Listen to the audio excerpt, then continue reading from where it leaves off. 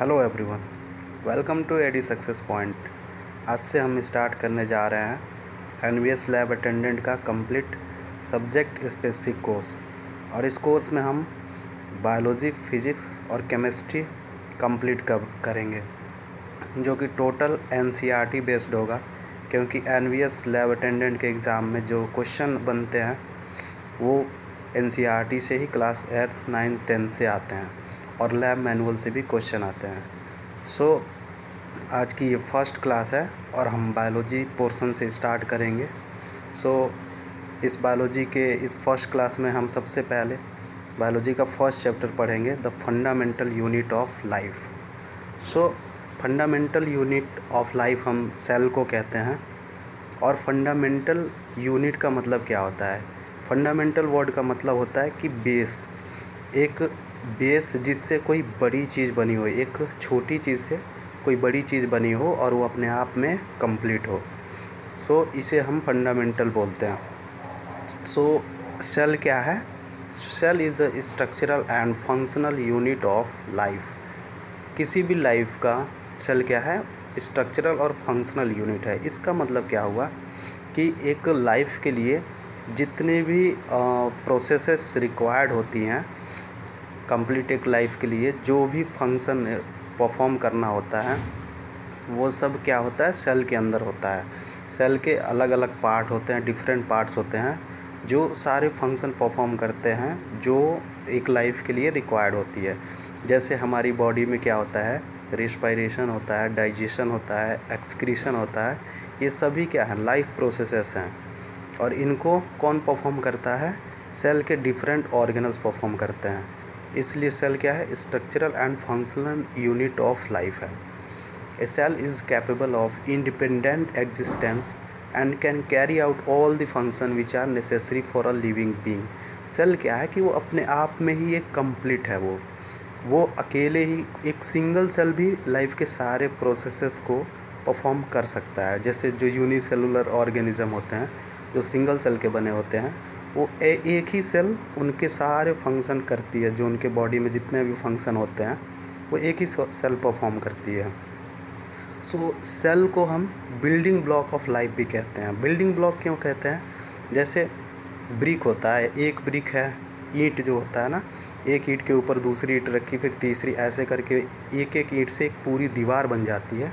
वैसे ही एक सेल है, फिर वो ढेर सारे सेल आपस में मिलेंगे, एक ग्रुप ऑफ सेल्स आपस में मिलके और एक पूरी बॉडी का निर्माण करते हैं, एक पूरी बॉडी बनाते हैं। इसीलिए सेल को भी बिल्डिंग ब्लॉक ऑफ लाइफ कहा गया। हमारी जो बॉडी है वो ढेर सारे सेल से मिलके बनी है। जैसे ब्रेन के सेल अलग हैं, इंटेस्टाइन के सेल अलग हैं, ब्लड के सेल अलग हैं, तो ढेर सारे सेल आपस में मिलके एक पूरी बॉडी बनाया है। ठीक है। अब हम देखेंगे cytology. What is cytology? The study of structure and function of plant and animal cell is known as cytology. Cytology एक ब्रांच है बायोलॉजी का, जिसके अंदर हम प्लांट सेल और एनिमल सेल का पूरा स्ट्रक्चर और फंक्शन के बारे में पढ़ते हैं। ठीक है। अब हम देखेंगे सेल क्या है। सेल एक लैटिन वर्ड है जिसका मतलब होता है स्मॉल रूम। ये वर्ड कहाँ से आया, ये अभी हम सेल की डिस्कवरी में हमें पता चलेगा। अब हमारा टॉपिक है डिस्कवरी ऑफ सेल। सेल की खोज कैसे हुई थी?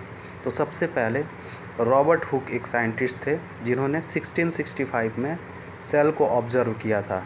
उन्होंने कहाँ देखा था कि एक जो बार्क होती है, पेड़ की जो छाल होती है, उसका जो कॉर्क होता है, पेड़ की छाल में कॉर्क पाया जाता है। तो कॉर्क स्लाइस में रॉबर्ट हुक ने सबसे पहले सेल को देखा था। और उन्होंने जब सेल को देखा तो कैसा दिख रहा था? उसका जो अपीयरेंस था वो हनी कॉम्ब कंपार्टमेंट की तरह था। जो मधुमक्खी के छत्ते होते हैं ना, वैसा वो दिख रहा था। मधुमक्खी के छत्ते जैसे ढेर सारे सेल छोटे छोटे छोटे छोटे ऐसे आपस में एक साथ लगे हुए थे और वो ऐसे दिखे। तो जो कॉर्क स्लाइस था ना, वो डेड होता है। पेड़ की छाल जो होती है वो डेड पोर्शन होती है। तो रॉबर्ट हुक ने जो सेल को देखा था वो क्या था? डेड सेल था।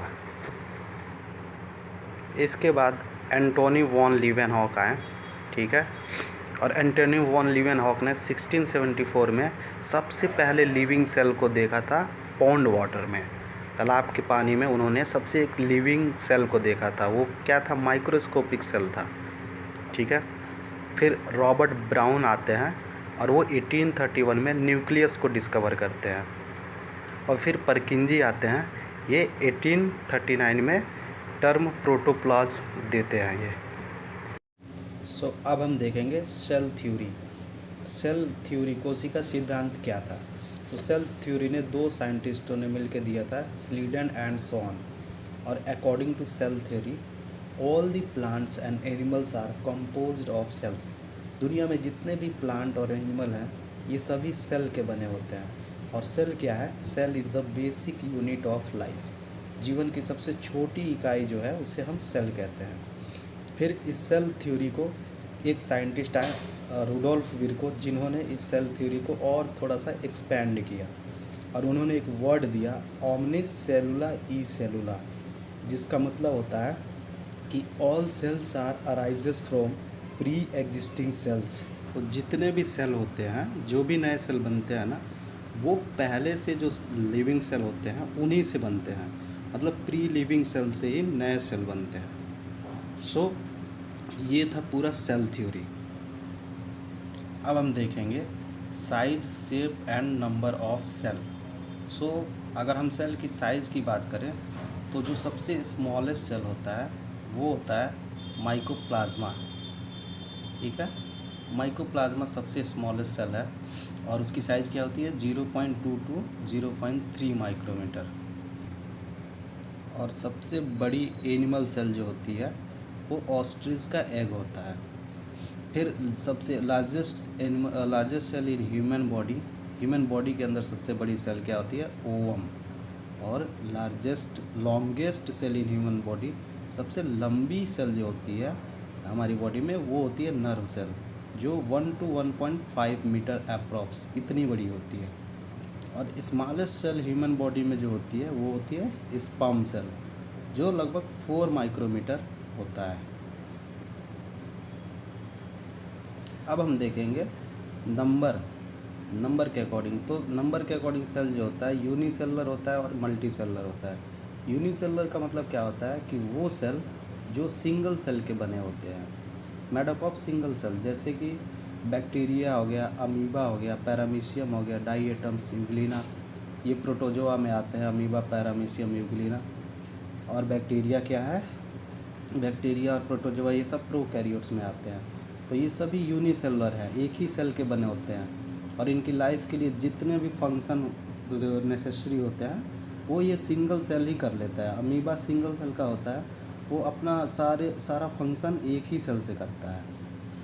और अगर मल्टी सेलुलर की बात करें तो मल्टी सेलुलर वो एनिमल होते हैं जो मोर देन 1 सेल बने होते हैं, जो एक से ज़्यादा सेल के जिनकी बॉडी बनी होती है। जैसे ह्यूमन बींग्स हो गया, डॉग्स हो गए, ट्री प्लांट्स हो गए, बर्ड्स हो गई, ये सभी क्या है? मल्टी सेलुलर है। ये ढेर सारे सेल मिलके इनकी बॉडी बनाते हैं।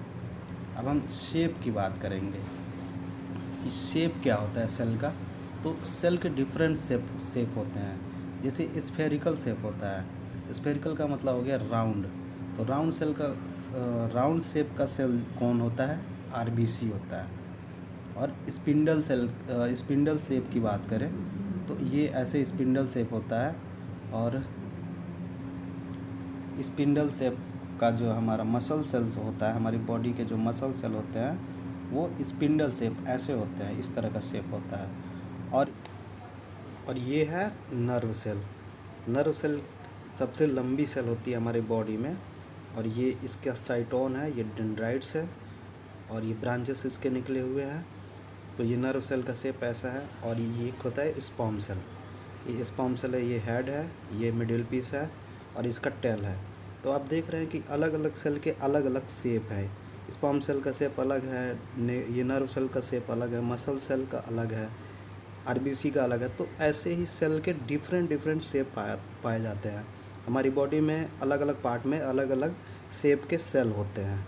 सो ये हमारा आज का पहला लेक्चर था और ये कंप्लीट होता है। नेक्स्ट लेक्चर से हम स्ट्रक्चर ऑफ सेल से शुरू करेंगे, जिसमें हम सेल के डिफरेंट पार्ट के बारे में पढ़ेंगे। अगर वीडियो अच्छी लगी हो तो लाइक करिएगा और ऐसे ही और वीडियो के लिए आप सब्सक्राइब करिएगा चैनल, जिस पे हम पूरे कोर्स का वीडियो लाएंगे। Thank you.